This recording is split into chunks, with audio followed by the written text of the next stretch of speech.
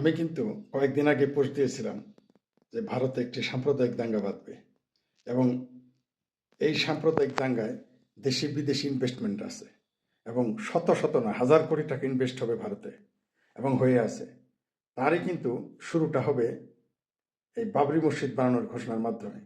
যদিও তৃণমূলের একজন বিধায়কের এই ঘোষণার কেউ কেউ দুই একজন প্রতিবাদ করেছে, বাস্তবে এটা একটা তারা এসিড টেস্ট, তারা এটা টেস্ট করলো আর কি, যে কি ঘটে কি ঘটে না।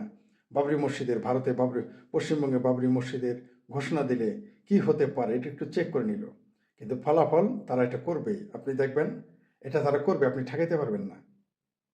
তারাই ঘোষণা দিয়েছে, যদিও দুই একজন মুসলমান মৌলবী বলতেছে না না এটা সাম্প্রদায়িক দাঙ্গা বেঁধে যাবে, এটা কেন করবে। আবার দেখবেন 95% ভারতের মুসলমান এবং মৌলবীরা এটাকে সমর্থন করবে এবং করতেছে এবং এতে টাকা দেবে, আপনি নিশ্চিত থাকেন। আপনারা মনে করেন না যে এটা এমনি এমনি ঘটে গেছে। আপনারা যদি ভাবেন যে এই বাবরি মসজিদের ঘোষণা দিয়েছে ওই হুমায়ুন কবির নামের সাংসদ, এটা একটা ইয়ারকি, নো, এটা ইয়ারকি না। শুধু ভারতে নয়, পুরো ভারতেই, শুধু পশ্চিমবঙ্গে না, পুরো ভারতেই দেখবেন এটা ঘটবে এবং তারা সারা ভারতে বাবরি মসজিদ বানানোর ঘোষণা দেবে এবং শুরু হবে। এবং এটার উপরেই দেখবেন তাদের জজবা কিভাবে জেগে ওঠে এবং দেশি বিদেশি ফান্ড আসবে। পাশাপাশি আরেকটা কথা বলে রাখি, ওটা না শুধু ভারতে খাদ্য থাকবে না, বাংলাদেশেও দেখবেন কেউ না কেউ ঘোষণা করে ফেলবে বাবরি মসজিদ করার ঘোষণা দেবে। আপনি নিশ্চিত থাকেন খুব শীঘ্রই বাংলাদেশে বাবরি মসজিদ করার ঘোষণা দিবে এবং ঘটবে এবং একটা না কয়েকটা হবে, এটা আপনারা নিশ্চিত থাকেন। এবং এই ব্যাপারে দেখবেন ফান্ড কালেকশন করা শুরু করবে। বাংলাদেশে আপনি, পাকিস্তানেও আপনি ভারতের পক্ষে কথা বলার লোক পাবেন, বাংলাদেশে আপনি একজনও পাবেন না। বাংলাদেশে এই মুহূর্তে সবচেয়ে বেশি ভারত বিরোধী মানুষ এই মুহূর্তে বাংলাদেশে, ইতিহাসের সবচেয়ে বেশি।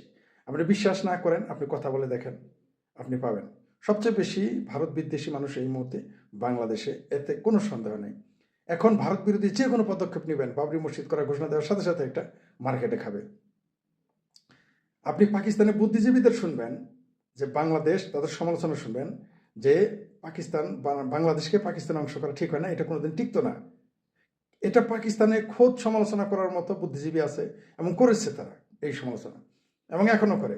কিন্তু বাংলাদেশের দেখবেন যে বাংলাভাষী বিহারি, আমি বিহারিদের ওই মোহাম্মদপুর সৈয়দপুরে বিহারিদের কথা বলতেছি না, এই বাংলাদেশের যে বিহারির বাচ্চারা আছে না, বাংলাভাষী বিহারির বাচ্চা, এরা দেখবেন more Catholic then the pope, এরা পোপের চেয়ে বড় খ্রিস্টান হয়ে গেছে এরকম। এরা দেখবেন পাকিস্তানের চেয়ে বড় পাকিস্তানি। এরা বাংলাদেশে এত পেয়ারা পাকিস্তানি যে পাকিস্তান ভাঙার বেদনায় তারা এখনো ভুলতে পারে না। তার জন্য দেখবেন কখনো কোন উন্মাদ সারাদিন ভারত বিরোধিতা করতেই হবে, 71-এর সেই বেদনা তারা বলতে পারে না। কিন্তু পাকিস্তানিরা নিজেরা বলে যে না, পাকিস্তান বানানো ভুল ছিল, পাকিস্তান টিকতো না, এটা বলার লেখার লোক ছিল, আচ্ছা, এবং ভবিষ্যতে থাকবে। কিন্তু বাংলাদেশে আপনি একজনকেও পাবেন না এটা বলতে।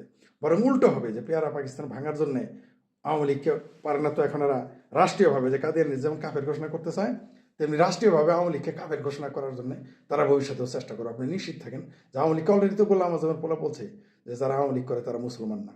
এই যে ভারত এই মুহূর্তে বাবরি মসজিদ বানানোর যে প্রকল্প গ্রহণ করেছে এবং এটা দেশি বিদেশি যে ফান্ড ঢুকতেছে, এতে দেখবেন সহযোগিতা করবে নামাজবাদী পার্টি, মানে যেটাকে সমাজবাদী পার্টি, তৃণমূলের মমতাজ বেগম আছে না, তৃণমূল কংগ্রেসের মমতাজ বেগম, রাহুল গান্ধী তো সমর্থন করবে, মুসলিম লীগ, আসাদুদ্দিন ওয়াইসি সহ দেখবেন উপরে যে যাই বলুক সবাই এটা সমর্থন করবে।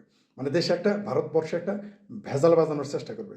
এর ফলাফল কী হবে? এর ফলাফল হবে ভারতীয়রাও যদি এখন, হিন্দুরাও যদি এখন ঘোষণা করে যে তারা পুরো রাজ্যে, পুরো ভারতবর্ষে প্রত্যেক জায়গায় তারা রাম মন্দির ঘোষণা করে, তৈরি করার ঘোষণা যদি এই মুহূর্তে দেয়, তাহলে কি পরিস্থিতি দাঁড়াবে আপনারা দেখতে পাচ্ছেন। ওরা কিন্তু এটাই চাচ্ছে। অর্থাৎ এখন যারা এই যে বাবরি মসজিদ বানাতে চাচ্ছে, তারাও চাচ্ছে যে এই মুহূর্তে ভারতের বিজেপি ঘোষণা দেয় তারা রাম মন্দির করবে, এটা তারা চাচ্ছে। মানে সুলখায় ঘা বানাইতেছে এবং দেখবেন এটা ঘটবে, মানে প্রত্যেকটা ঘটনাই ঘটবে আপনি দেখেন। এবং এই বাবরি মসজিদ নিয়ে ভবিষ্যতে আবারও সাম্প্রদায়িক দাঙ্গা হবে। আপনি দেখবেন ভারতের মুসলমানেরাও কিন্তু বলেছে যে তারা ভারতে বাবরি মসজিদ ওইখানেই, এমনও বলেছে শুধু কলকাতায় না, যেখানে বাবরি মসজিদ ছিল সেখানে বানা। অথচ এই বাবরি মসজিদে বাবরের বাড়ি কই? বাবরের বাড়ি হচ্ছে উজবেকিস্তান। বাবর ছিল একটা সমকামী আবিমখোর, কোনো নবী রাসূল ছিল না, কিন্তু তার জন্য বাবরি মসজিদ করার জন্য পাগল হয়ে গেছে ভারতের মুসলমান, বাংলাদেশের মুসলমান। এরা এইরকমই হিপোক্রেট। এরা না শান্তিতে থাকবে, না শান্তিতে থাকতে দিবে। এই বাবরি মসজিদ নিয়ে দেখবেন বহুবিধ কাণ্ড ঘটবে বাংলাদেশ এবং ভারতে, বহু কিছু ঘটে যাবে, আপনি ঠেকাইতে পারবেন না। কারণ দেশি বিদেশি ফান্ড আসতেছে, বাংলাদেশও কয়েকদিন পরে দেখবেন বাবরি মসজিদের ঘোষণা দেবে। কলকাতার মতো বাংলাদেশেও বাবরি মসজিদ বানানোর ঘোষণা। জমে যাবে। তারা তো যা চাচ্ছে না তার উল্টোটা হইতে পারে। তারা তো এই বাবরি বাবরি মসজিদ নিয়ে ঘটনা মানে ঝামেলা করে মোদিকে আগামী ইলেকশনে বিজেপিকে হারাতে চায়, উল্টো হয়ে যেতে পারে। এই রাম মন্দির সারা ভারতে ঘোষণা দিয়ে আবার বিজেপি ক্ষমতায় চলে আসবে, এরকম ঘটনাই ঘটবে, দেখবেন।